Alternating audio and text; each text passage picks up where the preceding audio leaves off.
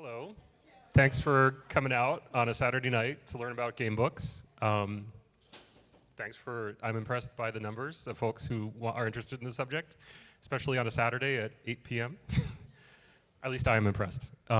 So my name is Chris Clemis, and thanks.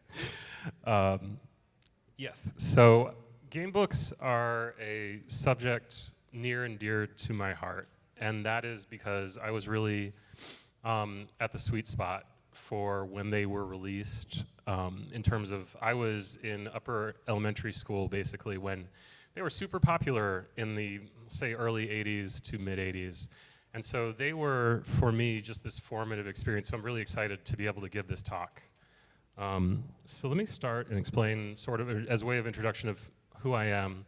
How many folks know what, or have heard of Twine, know what it is? Cool.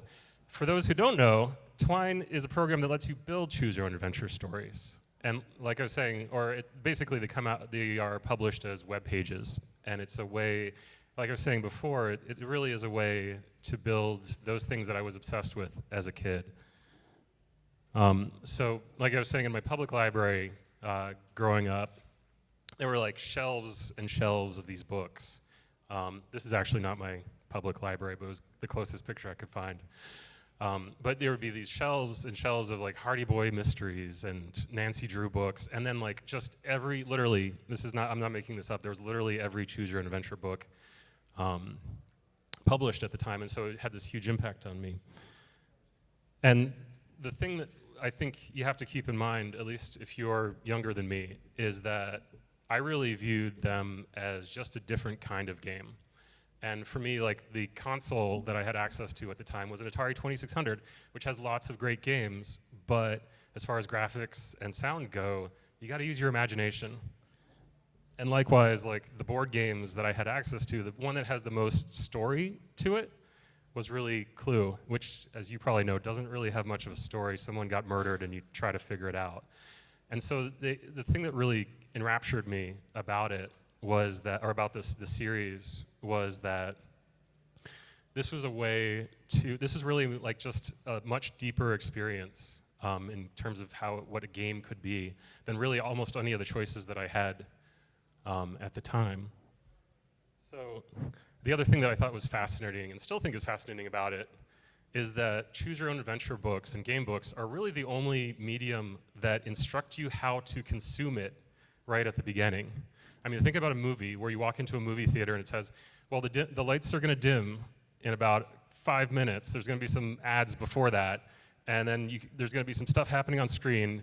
You probably shouldn't applaud. You can hold that to the end if you really want to, but sometimes, depending on how rowdy the audience is, you can applaud. There's nothing like that. And I love this one in particular. This is not actually from Choose Your Own Adventure, or a Choose Your Own Adventure book per se. This is from a Star Challenge book, but I love the fact that it says, you must not read this Star Challenge adventure in the ordinary human way. If you read the pages in order, the story will not compute. Instead, follow the directions at the bottom of each page. And I want to point this out, just keep this in mind, because you're going to see this pattern repeat itself as we go back in time. So anyway, like I said, the series really had a huge impact on me. And when I created Twine, just a little bit of trivia for those who are into it, I actually named all of their story formats, which are basically like themes. And I named all of them after my own favorite choose your own adventure books. So for example, Sugarcane was I named it after the first choose your own adventure story ever written, Sugarcane Island, written in 1976. Jonah, I named after, your code name is Jonah, which is this funny little Cold War spy story. It's amazing because obviously Choose Your Own Adventure books were targeted at kids. How do you tell a spy story for kids? And the answer is, you got the Russians and you got the Americans, but they're competing over to figure out mysterious whale songs, which I just love the twist on that. Harlow is named after Harlow Thrombey, which is my absolute hands-down favorite book. And the thing I love about it is that so many people critique Choose Your Own Adventures by saying, like, these are completely ridiculous stories. So like, the story is supposed to be about climbing a mountain, but there's going to be a choice that says, I don't want to climb the mountain. I want to stay at home base or base camp. And so the book will say, sure, by all means. By the way, base camp is haunted. And so there's a story about a ghost, or a ghost story now. Or if you're like, screw that, I'm just going home. Like, you'd be like, oh, okay. But now this story is about a plane being hijacked. And it's completely all over the map. And the thing I love about Harlow Thromby in particular is it is a very consistent mystery. There is a sort of one reality to the book, and you're trying to figure it out. The final one I wanted to point out was Abominable Snowman, which is actually the first reissued Choose Your Own Adventure book back when 2005. Anyway, you may have noticed something inconsistent in what I just said. I just told you Sugarcane Island was the first Choose Your Own Adventure book. How can that be if it's number 62 in the series? The answer is, I kind of misled you. The cover I should have shown you right now is this. This is actually the first edition of Sugarcane Island. And you'll see it's not actually labeled a Choose Your Own Adventure story. It's called The Adventures of You. But behind that is a really kind of interesting story about how they came to be. Starts with this man, Edward Packard.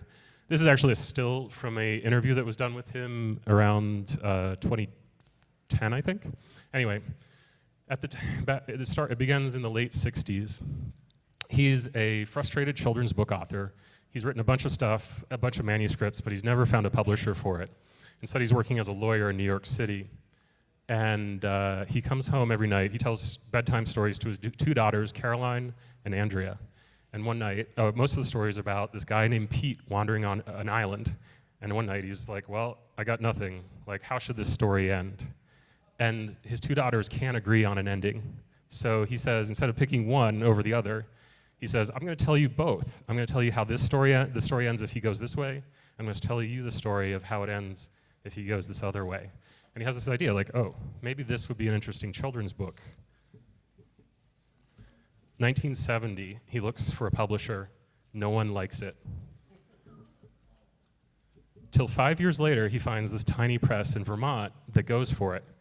And that's the cover that you saw just now. It sells 8,000 copies in the entire world. Nonetheless, they think there's something to the stories, or the idea, and both Edward Packard, who goes to a publisher named Lippincott, and one of the owners of the press, Ray Montgomery here, goes to Bantam Books. Bantam bites on the idea, but they decide to do two contracts, one for Ray Montgomery, one for Edward Packard. And that's why there's this crazy schism in the series, actually. Because if you look at the books, this sounds horrible because Ray Montgomery died like 2 years ago, so I'm going to talk kind of badly of the dead. If you look at the Choose Your Own Adventure books that are completely crazy, the ones that I thought sucked, almost all of them are Ray Montgomery books. Edward Packard books are a lot more consistent, I feel like, but that's just personal taste, I suppose. At any rate, this is how the actual first Choose Your Own Adventure story published under that name is actually The Cave of Time. In 1979, about a decade after he has the initial idea for the books. To give you an idea, like how arduous a journey that was and often is for book authors. The other thing I want to point out is, well, I guess I sort of mentioned it before, there's R.A. Montgomery. That's Ray Montgomery, the original publisher, or one of the original publishers. All in all, in over 20 years, between 79 and 99, there are about 250 million copies sold of the books. And there are a whole host of imitators, obviously, that cropped up behind that. I picked Star Challenge there because that was the example I showed earlier. But there are also education, like a lot of people tried to write educational ones. For example, Time Machine on the right was one where you're going back in time and trying to recover historical artifacts, but instead of it being kind of lame like Carmen Sandiego, you're actually talking to the...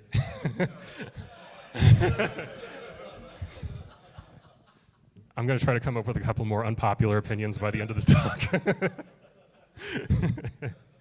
Anyway, my point is that it's much more in-depth than the Carmen Sandiego, the Time series. You're jumping all over the place. This is like 100-some pages about a particular time period and about a particular historical character, or person, I should say, instead. And so I think there's something cool. It's tricky. There's actually a Time Machine book about the Holocaust, which is a really ballsy move.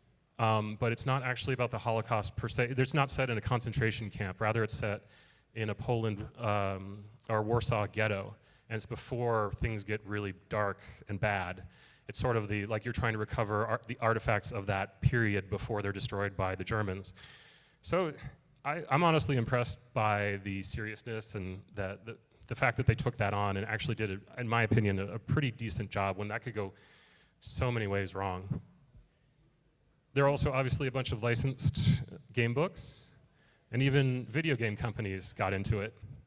Interesting little tidbit, the Zork Choose Your Own Adventure books were actually written by Steve Moretsky, the author of Infocom games like Station Fall, Planetfall, all kinds of stuff. So it was a whole sort of this little sort of side trip, I guess, into printed media. Then finally, role-playing game companies get into the picture. And so you have things like the Fighting Fantasy series and Lone Wolf, Sorcery, which just got ported to mobile apps by a company called Inkle a couple of years ago. And then even TSR gets into the game. And it begins to shift as an idea from being a book that happens to be nonlinear to a game that you happen to be playing by yourself. At any rate, the one resource that I really want to suggest to you, if you're interested in looking at all these different little divergent paths that Gamebooks take after this point, is a website, gamebooks.org. I'm going to also post the slides of this to my website, which I'll have at the very end. So if you're interested in a particular thing, that's an easy way to get to it. But all that said, this isn't actually, in my opinion, the real beginning of the history of games and books. And to really dive into that history, I want to go back 4 decades. And so sort of the rest of the talk, I really want to give you kind of a survey of the landscape. And we can dig into other stuff, you know, in the Q&A or something like that. Or if you're just curious, I'm going to have pointers on this of like, a lot of these works are actually available completely online, which is kind of nifty. At any rate, 1936, Murder Off Miami. It's written by Dennis Wheatley, who is a pulp writer at the time. And it is billed as a new era in crime fiction. And it, too, has a little introduction explaining how it's not like other books. It says, let's see if I can angle this. We have pleasure in presenting to the public, between these covers, what we believe to be an entirely new departure in crime fiction. And so the idea behind it is it takes something that's always been implicit in mystery stories and makes it explicit. Instead of there being a detective that you follow along adventures on and hopefully you figure it out before they do, there is no, the main character will not solve the mystery for you. Instead, you read through a whole bunch of stuff, and when you decide you think you know the answer, you open the envelope that's sealed at the back of the book. To figure it out, there's all kinds of evidence. There's telegrams. There are crime scene photos that you can look at and compare to the testimony. There's even a swatch of curtain in every book that has a blood stain on it. Probably not real. But anyway, and so it's sort of, it's similar to, in concept, to a book that was published in the 70s called Masquerade, only Masquerade took it one step more real, I suppose. The idea behind Masquerade is that the author actually took this golden rabbit that he made himself and buried it somewhere in the United Kingdom, put clues in the book as to where to find it, but the thing is, the difference is that they're all pictures, it's all pictorial. The interesting sort of coda to that particular story is that the person who actually found the rabbit didn't do it by solving the mystery of the book.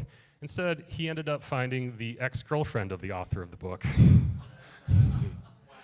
And she happened to mention a couple things. He social engineered the author into telling him, like, oh yeah, that's in that field, you got it. So that wasn't figured out until about like 20 years after it was discovered.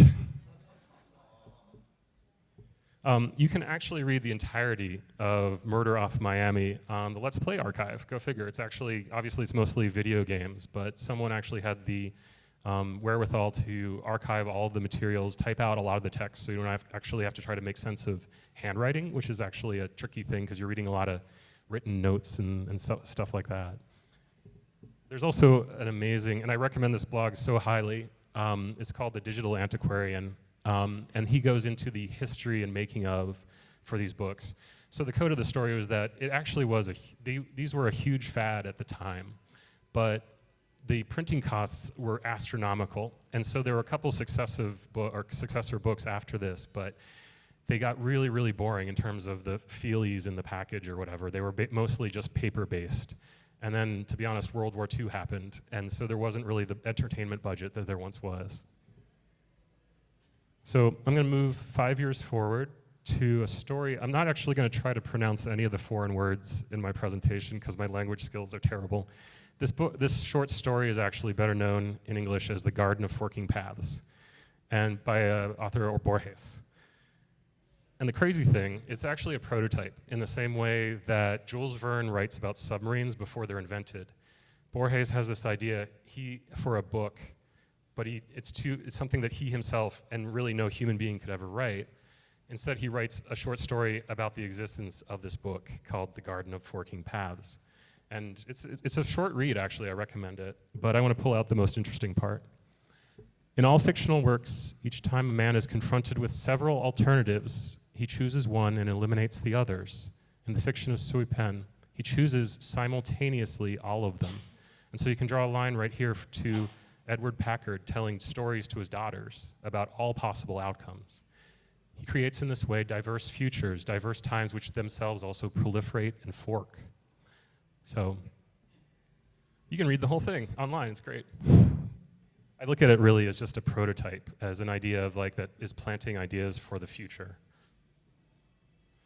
20 years later about 20 years later, comes a thing called tutor text. And I feel it's really kind of sinister. This is actually a cover of, it was a whole series of books that purported to teach you things. It's sinister for a bunch of reasons. The first is that it also went by the name Programmed Learning. It also involved, this man was affiliated with it. His name's B.F. Skinner.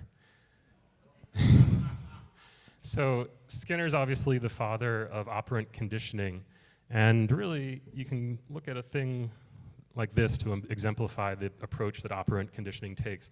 This is what's called a Skinner box, colloquially. You have a rat or some other living being inside of a box. You give him a reward for doing a particular behavior that you want, and you punish the rat for doing things you don't want it to do. And it turns out when you do that, living things do what you want them to do. Just as an interesting side note, if you didn't already know, there's I couldn't find a good citation for this, but Jonathan Blow probably said it first, or said it most famously, comparing this Skinner box to the underlying mechanism of free-to-play games. So, let me give you a quick snippet of tutor text. Again, as I go through this, I want to underline 1958. Note to the reader, this is not an ordinary book. The pages are numbered in the usual way, but they're not read consecutively. You must follow the directions which you follow at the bottom of each page. You'll find that reading this book is very much like having an individual tutor. The book will continually ask you questions and correct errors, as well as give you information. Your progress through this course will depend entirely on your ability to choose right answers instead of wrong ones, and by your endurance, which I think is a very strange turn of phrase for reading a book. Follow the instructions and you'll find it's impossible to get to the final page without mastering the fundamentals of algebra. Chapter 1, Mathematical Truths. Below you'll find a multiple choice question. Pick what you believe is the right answer to the question. The question is, in the sentence, all women are poor drivers, which words are the subject and the verb? 1958. So let's do a quick show of hands. A, all women is the subject and are poor drivers is the verb. Nobody. Wow. All women is the subject and are is the verb. Poor drivers is the subject and are is the verb. The answer is B. So, all women is the subject and are is the verb. You're correct. The sentence is about all women, so all women is the subject, blah, blah, blah. Please note immediately that we haven't said anything about whether the statement all women are poor drivers is true. Our only point is that it is a sentence, and the sentence may be true or false. What a wonderful example for teaching mathematics.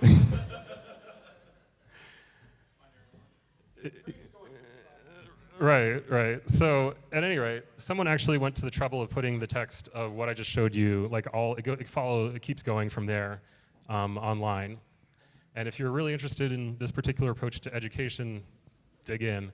The thing is funny about it is that it's very linear, actually. It's very much like, if you get something wrong, it will tell you like, oh, you got this wrong, try again. And that's all it ever does. It doesn't sort of say, you seem to be having trouble with this concept, let me take you to this section and explain better how negative numbers work or something like that. So it's not particularly interesting from a interactivity point of view, I suppose. It's just an interesting sort of milestone along the way. About 5 years later comes a book in English called Hopscotch, 1963. Just want to remind you about that. Oh, before I get to why that 63 is interesting, is it's kind of a doorstopper. It is 576 pages long. It consists of 155 chapters, but there is some good news. The author considers 99 of them expendable. So he too puts a set of instructions on how you could possibly read the book. He offers actually 3 different choices. So you can either read it all the way from start to beginning, if you want, or you can follow the sequence that he's outlined, the hopscotch sequence, that's the numbers down below, or you can completely just pick whatever sequence you want. The other funny thing, I'm guessing you'll never notice this, chapter 55 is not actually listed here. So if you follow his instructions, you'll never see that. But to jump back to the point about being able to pick just whatever path you want through a book, I think there's an interesting parallel between that and one Choose Your Own Adventure book called Inside UFO 5440. It's kind of a goofy sci-fi story, but the idea behind it is that you're trying to find this paradise planet called Ultima. And you'll go through the book, and as you're flipping through the pages, you'll see this, which is just a full spread illustration, no words at all, which if you've ever opened a Choose Your Own Adventure story it's not something that you see. Like at best, there'll be a thing that says like turn to page 14 or something at the bottom. And so you might be tempted to cheat, because I can think of basically 2 main ways to cheat at these books. One is to put your finger in the page so that if you mess up, you can go back to where you were. Second one is like as you're flipping through, you'll see something interesting. You're like, holy crap, I'm fighting Dracula. Let's see what that's about, and just jump to that part. If you turn the page after this sort of full spread, you come to this page. You did not make a choice or follow any direction, but now somehow you are descending from space, approaching a great glistening sphere. It's Ultima, the planet of paradise. And so Edward Packard in this particular book, again, Packard is awesome in my opinion, he actually takes advantage of that and says that there is no way to actually get to this page if you follow the directions of the book. And this idea of like just jumping the tracks or jumping the rails completely in a book is kind of cool, honestly, and not something that, or jumping the rails, I mean, you could sort of say it's similar to sequence breaking, perhaps, but I do think it's sort of unique to the book format. Unfortunately, to get Hopscotch, you're going to have to hit up your local bookstore because it's 570 whatever pages long. Okay. 4 years later comes a story called A Story Your Way. I couldn't find an actual cover for this because it was just a short story. It wasn't published on its own. It's written by this guy, Raymond Queneau, who is a very serious person and was founder of a movement called, for short, Oulipo. And it's basically a collection of writers and mathematicians, interestingly enough, who are trying to find different ways of writing stories. And it's almost like the opposite of tutor text. Instead of being this very serious, like, I'm going to teach you stuff with this book, it's like, what can we play with? What can we just throw out there? So to do that, it's short enough, actually, that I want to go through and play it with you guys.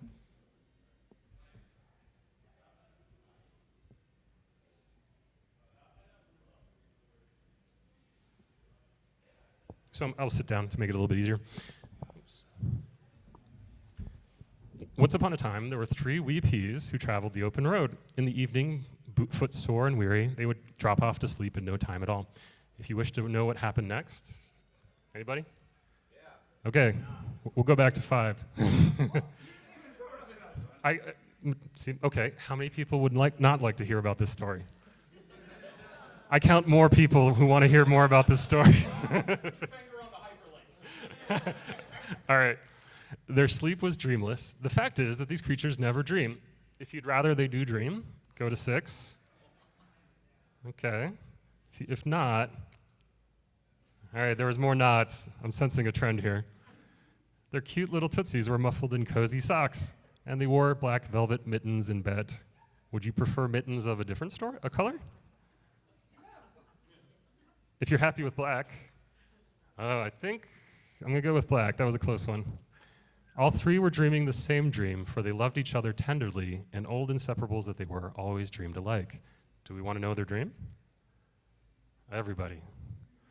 They were dreaming that they had gone to fetch their soup from the soup kitchen, and upon opening their billy cans, discovered it to be vetch soup. Sickened with horror, they awoke. If you wish to know why they awoke sickened with horror, consult your Oxford English Dictionary under veg and draw your own conclusions. If it's all the same to you, we'll move on to 12. Eeky peeky, they cried as they popped open their optics. Eeky peeky, what a ghastly dream we've just dreamed. A bad omen, the first P said. Amen, said the second P. I feel quite glum. Don't let it upset you so, said the third P, who was the smartest of the 3. The point is not to mope and fret, but to understand, right? Just you listen while I analyze it all. If you can't wait to know the interpretation of his dream, not very many people. If you'd rather learn how the other 2 responded.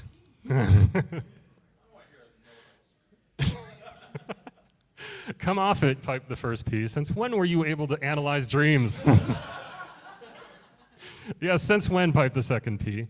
If you too wish to know since when. If not, proceed to 14. No, as you'll not be any the wiser. Since when, cried the third P. How should I know? The fact is I analyze them, okay? You'll soon see. If you too wish to see. If not, as you won't see a thing. Okay, let's see, said his brothers. I don't care much for your irony, the other replied. You shan't see a thing. Besides, hasn't your feeling of horror dimmed and even faded quite away since this rather heated exchange began? So why bother to stir up the stink of your leguminous unconscious? Let's go and bathe in the fountain, rather, and greet this bright morning in that state of holy euphoria that is hygiene's own reward. No sooner said than done. Slipping out of their pod, they rolled downhill and scampered merrily off to the theater of their ablutions. If you wish to know what happens at the theater of their ablutions, okay. 3 tall, lanky beanpoles were watching them. If you don't much care for the 3 tall, lanky beanpoles. Wait, hold on, hands back up, I missed it. Okay. How many people don't like the look of them? Or do like, I'm sorry. Not very many. In this case, too, the tale is finished. So I think it's awesome that it's so playful. Obviously, it's almost like a kid's story. The other thing that I think is really interesting about it, oops, chose the wrong thing, is that this is actually the structure of the story. And you can see it's kind of circular and kind of ambles around. Very much like it's sort of, it doesn't necessarily, there aren't that many end conditions, right? This is... Was 11 like the win condition there? Or? No, 11 is actually, it just loops back and forth if you wish. Yeah, but then you have to leave it eventually, because hopefully you're smart enough to realize you're just looping on the same thing. So 20 then is the only end? 14, we were just on it. Yeah. Yeah. So compare that to Sugarcane Island, which is very much a garden of forking paths. There are a couple jumps between the lines, or the paths, or the branches. But by and large, once you make a decision, like the decision at point 1 there, like kind of in the middle, like right here, that's actually pretty key, because you just split the entire narrative in half. You go to 2, it's the same sort of thing. And so like, it's very different. And almost, I think it's more like wandering a garden versus running through a gauntlet. And the other thing I think is interesting is that just the idea that it keeps asking you, do you like this story? We can change it if you don't like it. Whereas choose your own adventure stories are very much like, you messed up and you're dead. And it's kind of a hostile point of view in a lot of ways. You just sort of expect it, like, because of the way that these work, there are a ton of endings. And if you think about it, like usually choose your own adventure books would be like, there's 25 different endings in here. And that was like a selling point, whereas, there's, I think, 2, but, we could go back and check. And so it's just a much friendlier sort of experience, which I think is kind of cool as a data point. So you can actually play what we just did. This is available online as well. And so just to sort of wrap up before the Q&A part, I want to point out a couple interesting things from like a high level. First of all, so obviously I've shown you about 40 years of history. You could also draw a parallel to film. It took about this much time to have talkies in movies. The other interesting thing I think it is, or there is to think about is, again, this is 40 years in the past. What would we put 40 years over the past 40 years as milestones? One thing I would suggest, and I think it would be interesting to hear your thoughts, honestly. One thing I would suggest, actually, is a book called Meanwhile, that was published in 2010, and by Jason Shiga, who's a cartoonist. And it's the choose your own adventure format, but just completely visual. So you follow, just like picking paths, or the paths you pick are actually lines on the page. And so you can see, like, they're over on the right side in the middle, the main character flips a coin.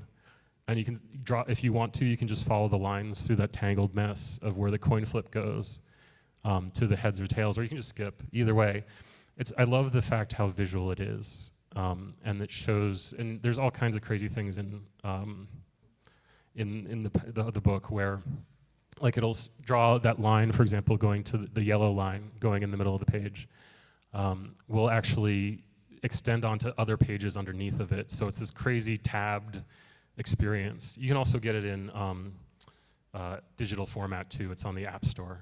You had a question? So not having actually experienced this, in your opinion, what is the point of this giant tangle maze at the top? Oh, I think it, Like that seems like it's just, it's actually a straight line. right. So What you're picking, because if you look at he's flipping the coin, you don't know which is left or right, so it could swap, and it's random, essentially. right. So the question was. Is it actually random based on that linear path? So the question was, what's the point of having the spaghetti lines in the top right corner? To me, it's just representing actually fate, and like the fact that when you flip a coin, who's to say? Like, there's nothing. No, it is representing randomness. Like I think the person behind you said. I mean, it's just saying like the thread of fate or whatever gets tangled when you do something random like that, versus you make a very ordered decision like go this way or this other way. This is just, it's an interesting visual representation of randomness, I think. So there are all kinds of nifty tricks in the book. Just like the other key little trick that fighting fantasy books did a lot was that it'll say you've got this key, and when you run into a door that has this label on it, add 12 to the number of the page you're on, and that will let you unlock the door. There are lots of tricks like that in this particular book. There obviously aren't page numbers, but it's the same sort of idea where it engages really directly with the genre or the medium. So all this said, that's the end of my talk per se, and I'd be happy to take questions or just thoughts in general. Sure, you. There are two things I wanted to mention to sort of further tie your theme of games and books. You mentioned Steve Jackson and Tia Sando's books in the 80s. Having been governor of that period too, there are two things. You mentioned Zork. Mm-hmm. The computer game itself followed very much the same choose your own adventure format in the sense that the commands you gave would direct you in different directions. You go left, you go right, you open a door, you examine something.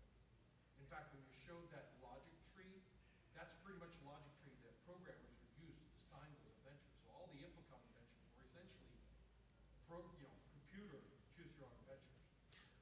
The other thing is, you mentioned, like I said, Steve Jackson. I remember Steve Jackson especially would use that choose your own adventure to introduce role-playing games. You would buy a role-playing game, and to give you sort of like, to try out what the game is like, the example play would actually be a choose your own adventure that would generate, okay, here's where you fight the monster. If you succeed in rolling this number, go here, otherwise go there. So there was a further tie-in terms of that whole idea of choose your own adventure and actual games. Mm-hmm. Yeah, the one thing I would add to that would just be that I think that it's absolutely true that you can trace out sort of the sequence of puzzles you solve in a text adventure, or really any kind of game, or we'll say an adventure game, just for the sake of examples. But the difference to me is that in a game like a parser game, there's a lot of like intermediate steps where it's sort of like, okay, to get the great open, I'm gonna have to go into this thing, like I'm living it much more second to second, whereas choose your own adventure, or in the book format, you're limited by just the number of pages you can print, because you're looking at like, if you tried to represent a game, like a digital game in book format, by and large, you're gonna, yeah, exactly, you're gonna have 20,000 pages long, and like that's just not feasible from a publishing standpoint. I mean, I think another interesting example, although I didn't put it on the slides here, because I think it's interesting, but not necessarily like a landmark, is or I forget the title of it now, it's the Hamlet Choose Your Own Adventure book that came out a couple of years back. And that's interesting, but also really thick. And it has a couple choices right up front. I think they were Kickstarter rewards, where it was like, you can play as Ophelia, or you can play as Horatio and just chill the fuck out and just like go off and go on ghost adventures. So it is. Not to be or not to be. Thank you. Other questions? Yes, in the blue. Well, two things also. You mentioned two ways to cheat. I actually had another one. What I would do is go through the books, find an ending that looked interesting to me, and then try to backtrack and see exactly. Almost like I actually said this in another panel. The guy described it as the Tarantino method. You know, basically like tell the story backwards. So okay, so you were saying that you would go backwards through a chooser. How would you figure out what page led to like will you just flip through? Oh wow. Literally, I would see the end would be on, you know, page 67 or whatever, and then I would go through like turn page 67. Okay, it's over in the end. Right. I was a lonely child.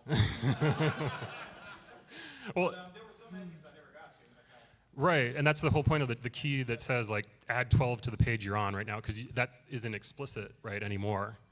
And in fact, there was something really evil, I guess fitting. There was a fighting fantasy book originally called House of Hell, published in the United States as House of Hades, which I loved as a 9-year-old. It was totally inappropriate. There is like human sacrifice, torture, all kinds of stuff that you really shouldn't be reading about, I guess, as a fourth grader. But anyway, it was super evil because to defeat people like you, what would... Well, okay, so here's the thing. There's this, because it's an RPG-ish kind of format, there is a special sword that you can only find in the house if you've done all the right things. And so what they did was they put in completely identical text for a couple different passages, and the only way you could, if you knew, again, it was like one of those, like, if you hit a certain point and you hear the word blah, blah, blah, add 20 pages to what you're looking at right now. And so if you didn't do that, and if you did do that, but you cheated to get to that passage in the first place, it would be like, oh, you seem to have found a blank wall. You're trapped here forever. So I think there is definitely an interesting talk to be made about like almost cheating protection in books. Because it's like one of those, like, I was only when I was going through that book trying to figure out, because it's really freaking difficult, trying to figure out how to get to the right ending, that I even noticed, wait a minute, these two passages are exactly the same. And like, I don't know that anybody's ever talked about like, well, like we hate middle school kids and we want to make them suffer and play our book the right way. So we're going to do all these like countermeasures. And it reminds me also of like the arms race of like copy protection back then, where it was like, I'm going to make your life living hell if you want to try to do this the wrong way, which is a whole other debate. I think in the leather in the front. Hi, so I'm actually doing a study at my college on works that are like this. A couple of the examples you cited, I've actually looked into as well. And I was really hoping that you had, I know that I saw your timeline with question marks, but if you have any other examples of works like this, maybe even closer to like I guess what would be considered like the canonical, like literary world, or like boring, I guess. Boring choose your own adventure stories. More like instances of, you know, elements of choice in a work Well, that are like Right. I mean, I think, to be honest, I feel like a lot of the experimentation moved into the digital realm. I think that a lot of the hypertext stories that were written in the 80s are worth looking at. They are very literary and, I guess, boring. But they play with the element of, well, what happens to a story when you're not able to, it's the difference between like a game and, I guess, hypertext is, to me, is that hypertext is fixed. Like the outcome is kind of already set for you in front of it. Like the author has only one ending. And it's just a question of how much do you want to investigate, which you can draw interesting parallels to the video game world, you know, like a game like Her Story, where you yourself decide when you're done playing the game and you're like satisfied with the text you found. As far as books go, it's a tough one, to be honest, because I really do think people, because there's so many more possibilities, to be honest, in a digital realm with this, because you're just not limited by paper per se. In the black t-shirt. I was wondering, have you ever heard of a book called Heart of Ice? A book called Heart of Ice? No. That's a fascinating one. Okay. Sort of a ladder. It was written, I think, in the 90s. It's available on Amazon now. It's really brilliant. There are two mechanics that make it really unique. One is that while it is a game book and there are combat sequences, there are no dice rolls. It's all based on your inventory, how much health you have left, and what your skills are that you pick at the beginning of the game. Hmm. And secondly, they represent, so there are instances where it says if you have this item, you do this, but there's also information that they may want to keep secret from you that can also affect the plot. So say you learned a secret code or learned information that led you to ask the question of somebody. They give you code words and say, write this code word on your character sheet. And so if you see that in the text, it's not like an item. It doesn't tell you what it means. Oh, okay. Yeah, there actually, that reminds me, this is also a digital thing, but there is a contest every year called the Windhammer Prize, and it is for game books per se. And there's one that's crazy, this one author that I have no idea who he is or what his deal is. He consistently comes up with crazy ideas. And the one that and he usually places very highly in the competitions, the one he did for, I think, last year was all about time travel. So you're constantly going back through pages you've already read, but there are code words you get as you go through it. And it's like, the first time you play through it, it's like, I don't have any of these code words. Like, I must be not doing very well at this game. Actually, the answer is that, or this book, the answer is that as you keep going through the iterations, you keep getting knowledge. And so you run into a figure, like in the street, and later on you find out he's like your father. And the only way that you know this is from actually later on he tries to kill you. Or I'm probably mangling his plot, but you get the idea. So it's totally worth checking out the Windhammer Prize. I don't know the website off the top of my head, but if you Google it, I'm sure you'll find it. Spider-Man. Have you ever read any of the Tolkien Quest books? The Tolkien Quest? Yeah, I bought a couple of them. I think they were written like in the 70s, but it was a really neat choose-your-own-adventure type mechanic where it actually came with a map with a grid system. Oh, okay. Was it like, I forget what it's called, like something of Isengard? I am not familiar with that one. Okay, let me flip back to the slide where I pulled up, it's a different name, but it might be the same sort of thing. But basically, it's a grid system with a map, and you get to choose whatever direction you go, and every hexagon that you go to, Right. you go to a certain page. And then there's more than one outcome that you can choose. Like sometimes you'll run into something, or sometimes you won't. And it's kind of like an open world, choose your own adventure RPG. Right. Yeah. Pretty neat. Yeah, I agree. Like the one I can tell you about is called Escape from Isengard, and it's in this Middle Earth Quest series, which sounds really similar, but it's not exactly what you called it. And it's kind of a cool thing because first of all, you play as Saruman's apprentice, and you're like, oh wait, he's evil. I got to get out of here. And so the first part is a very standard, like there's a map of the tower, or his tower or whatever, and you can move through, and you realize you need to get out of there. So your main objective is to get out. But you can also, if you're feeling really stupid, you can try to investigate like his bedroom. And like it turns out he has like a lot of traps in there. But then once you get out of the tower, then it becomes like a hex map. And like, stupid me as a kid, like I actually went through and drew my little path because it was printed on glossy paper, the map. I drew my path on like with crayon over this map. So like goodbye historical value or goodbye resale value. But it was very cool because you could if you you could go actually different paths. Like you could try to make a break to the south, the east, whatever, and depending on where you ended up, like you'd run into elves or like I don't know the Tolkien geography that well, so I can't tell you the right thing off the top of my head. But the other interesting part about that was that it incorporated a time element. So every passage, it would be like, you've just spent 20 minutes screwing around in here. And depending on how long you take in the book, you have to keep track or whatever. You have a little stat sheet. And then at the end, it's like, did you take more than 500 minutes to get to the end? If so, it's too late. Like, Saruman just wrecked everyone. And so it feels very RPG-like in that respect. Yes, all the way in the back. So this is kind of related to what he was talking about using the RPG, or translating it into an RPG. 5 or 6 years ago, during the Fringe Festival in New York, someone tried to do a choose your own ending, choose your own adventure play. Mm. It was a Romeo and Juliet play where throughout the play, the audience would pick a path for one of the characters, and there was like 8 or 10 different endings for the entire play based on what the audience chose. So it was like this mass thing that I just thought was kind of interesting. Yeah, so plays, actually, believe it or not, the history of interactive plays stretches back pretty far. I almost put a slide about it because it's just such a weird piece of information. Ayn Rand wrote a play where where you could actually, where the audience, yeah, it was the night of, sorry, say it again? January 16th?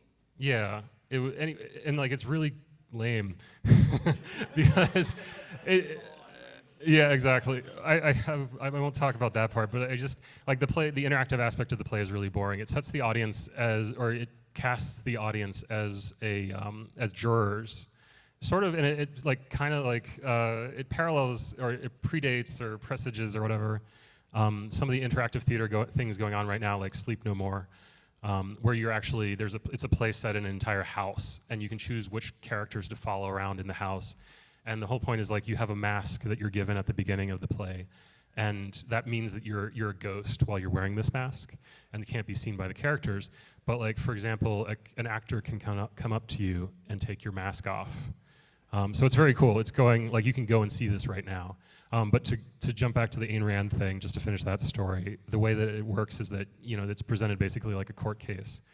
And then it says, hey audience, what do you think we should do? And I guess people hold their hands up or whatever. And there's like literally two more lines of dialogue based on who wins or what way that ends. So it's not a particularly exciting example of interactive drama, but there are a lot of cool things going on right now too. Red shirt? Okay, so obviously you are very well versed in choose your own adventure stories. I'm curious in regards to Twine specifically.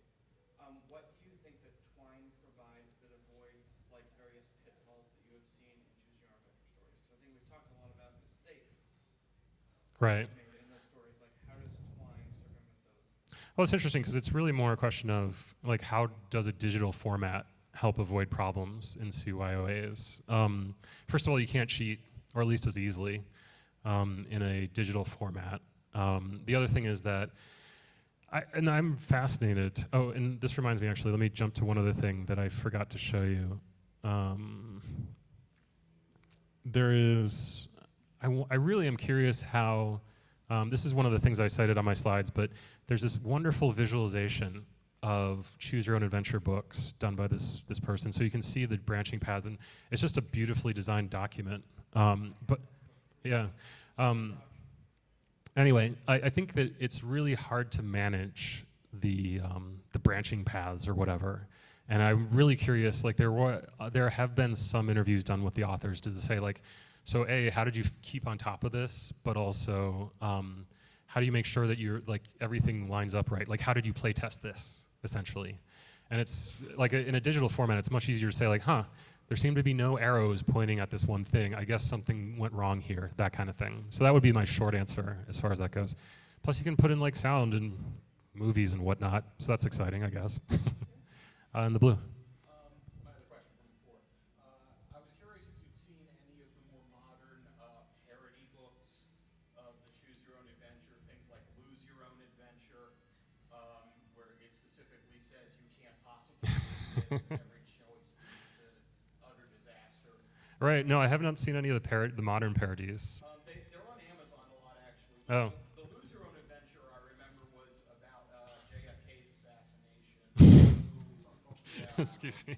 What do you expect? Well, see, that's the thing. Is like, I managed to dig up an example of like a serious subject treated well.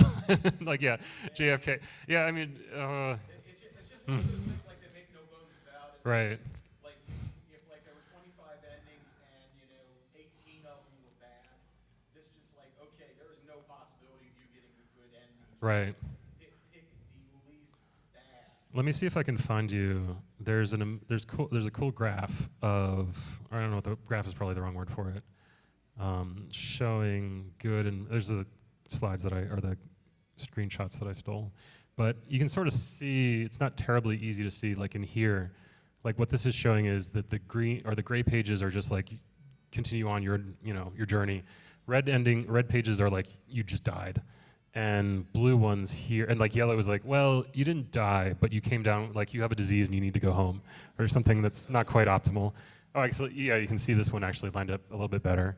So 47 decisions, for example, 10 catastrophes, 6 disappointing, 7 mediocre, 11 favorable, and 6 great endings. And that's actually a pretty good mix. But the other point that this page in particular makes is that as time goes by in the Choose Your Own Adventure series in particular, the number of endings goes way down. And it's just because it's hard to design this stuff. So, the green? So, in the historic look back, a lot of these sort of foundations of this seem to come from French. But as it faded out in the U.S. market in the 80s, the foreign markets continue on with these sort of styles. Did they ever catch on the way it caught on here? Obviously, you mentioned the British example. Right. But was there globally Choose Your Own Adventure literature carry on stronger than it did in the U.S.? That's a really good question about the global reach of these kinds of books. I don't actually really know. I know that there are sort of pockets of people who are really into it globally. In particular, Russians, for some reason, are really into it. And the British also, but that's just probably, I'm more aware of it just because I can read the books. So I don't know, actually. I think it'd be really interesting to look at. Yes, you in the gray. Do you have numbers for the Russians? Numbers for the Russians? Like phone numbers? No, just a percentage. Oh, like the size of the community? I don't know, but I just get the sense like there is usually, because I know about it because people ask questions about Twine, like ask tech help kind of questions, and so a lot of them are, and people contributing to the source code actually are also, a decent number of them are Russian speakers, so this is just all anecdotal basically, but that's just my sense of it. In the grayish, green, yes. Mm-hmm. So I was wondering, kind of going with the question the guy in the leather jacket just asked earlier. I know some of the books like Hopscotch and the Murder Mystery earlier were super. There wasn't a lot of meaningful interactivity, except getting more involved in the narrative, and that kind of reminded me of like House of Leaves or J.J. Abrams' Right. books, which it's probably not fair to say was a part of interactive fiction, but not interactive fiction, Gamebooks. But do you see Gamebooks at all fitting into that sort of like postmodern literature tradition, or is it just sort of like overlapping experiments that happens at? Yeah, so the relationship between these kinds of books and postmodernism, I think, is a really interesting one, because the question really is, or one interesting question you could ask is, why did it take till 1936 for us to even start thinking about this? Because obviously people have been writing books for a long frickin' time, right?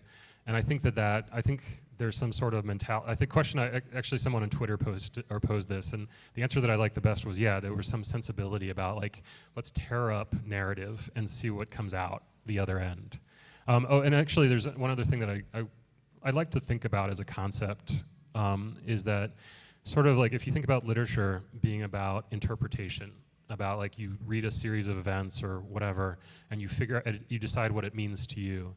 Whereas games are about configuration, that you're trying to get this state of things into a win state or whatever state you think is favorable.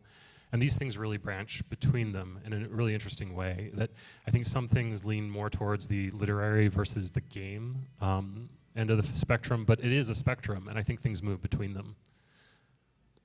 Cool. One last question for the plaid. Obviously, you contributed a lot to the Gamebooks' future development through your authorship of Twine. Are you still working on stories yourself, or has your role gone entirely architectural? Yes, I am still is the short answer.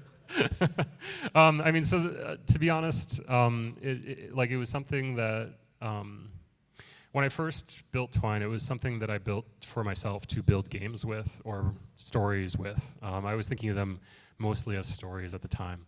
Obviously, people really took it up and have done all kinds of interesting things with it. It's tricky to balance that because, as you I'm sure know, like it's an open source project, which means that money is not a big thing going on with it, and so I have to be careful about my time, basically. And so yeah, I'm sort of, I guess right now I would call myself a frustrated author more than anything else. But yeah, it is something that I still want to do. Okay, thank you so much for your time.